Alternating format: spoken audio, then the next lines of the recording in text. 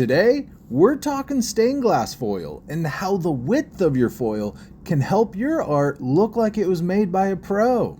Shout out to Bree for asking if I always use 3/16 foil because of how narrow it feels. And congrats to her for getting into this awesome art form. Since I already have 3/16 foil added to some of these pieces, we're going to use 7/32 foil on other stained glass pieces next to those so we can get into the weeds on the benefits of thinner width foil. And why you may want to use wider foil, and why it doesn't really matter because you're the artist. It's your art. You do you, boo.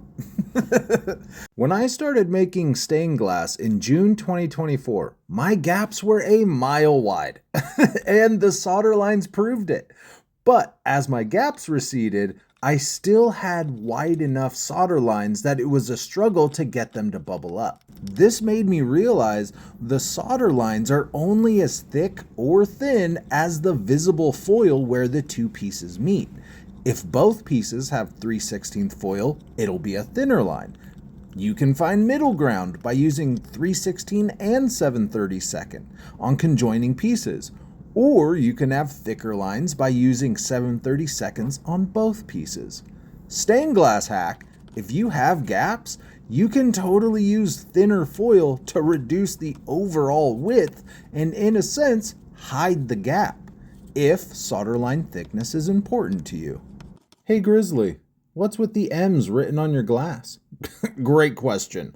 Those are pieces wrapped in Mongoose foil, so I can check the surrounding solder lines in the future to see if there are any differences in the solder reacting to the Edgo foil versus the Mongo foil. I've gone ahead and paused the video so we can see the difference in how thick my lines are going to be with these two pieces using 3/16 foil and these two pieces using 7/32 foil. But does this really matter? Only if it matters to you. I'd guess 95% of the people seeing your art won't recognize the difference, but it's only important if it's important to you.